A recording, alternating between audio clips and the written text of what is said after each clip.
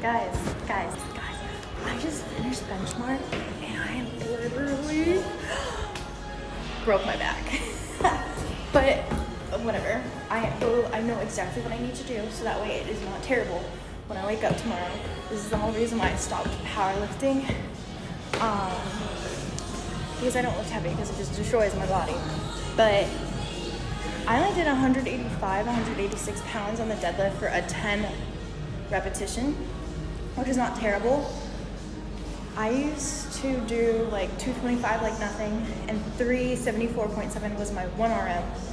Very different from a 10 RM. But I pushed myself, I was shaking, maybe blacked out for a half a second.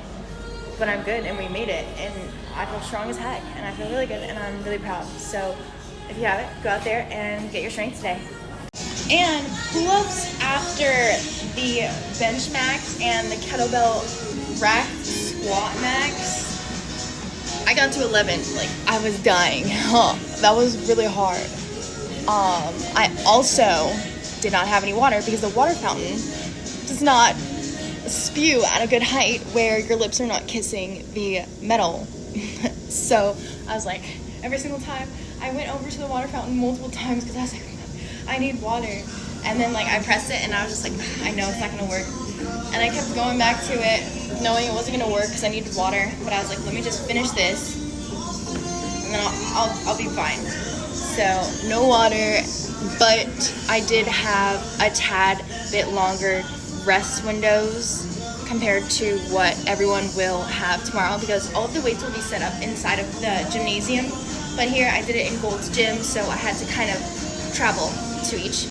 No water and fasted for the most part. So far today I've had a Toto vegan protein cookie, and right now immediately after, because I know when I need it, I have this raw protein shake. This is one of my favorite tasting protein shakes, but typically after hard training or if I feel like I'm getting burnt out, I will take the protein powder that I have at home. I'll do like a scoop to 2 scoops. It's 15 grams of protein.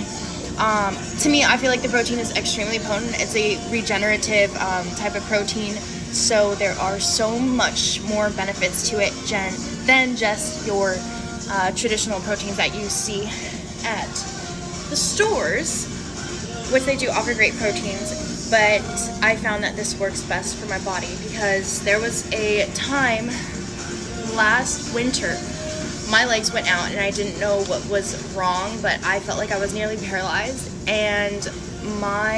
But I was looking online, and before they only had one flavor, chocolate. Now they have a vanilla. They also have a whey and a plant protein option. Of course, I'm vegetarian, so I will lean more towards the vegan proteins, but chickpea, pea, and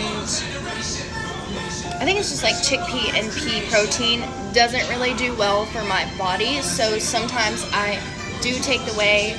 I am a little slightly allergic to whey where I'll break out, which is very common for a lot of people, but if you kind of dose it in increments and kind of build up to it, it's not so bad. So I haven't had breakouts.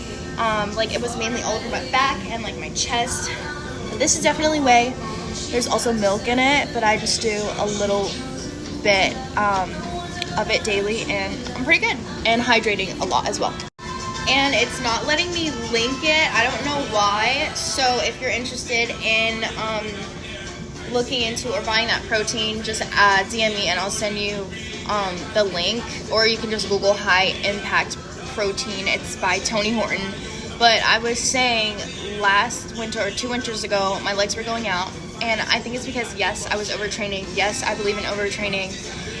And I was serving, so I was training in the morning, 4 a.m., and then I was also walking about 10 miles every single day, and this was 2 to 4 straight months. And then one day, my legs just started like cramping and like feeling so weak, and they hurt, and like I couldn't get out of bed. I couldn't walk. I was walking like this. I was walking like, and one day I was like, what's going on? So I went to the hospital. I got an IV, and they did some blood tests. I was low in potassium, so I have a little potassium deficiency. And so just to clarify, I was training in the morning, 4 a.m., maybe like 2 hours to 3 hours. Then I would serve. I would do doubles, so I was also working as a server. And if you've ever been a server, you know how that runs.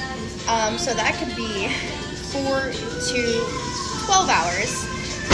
And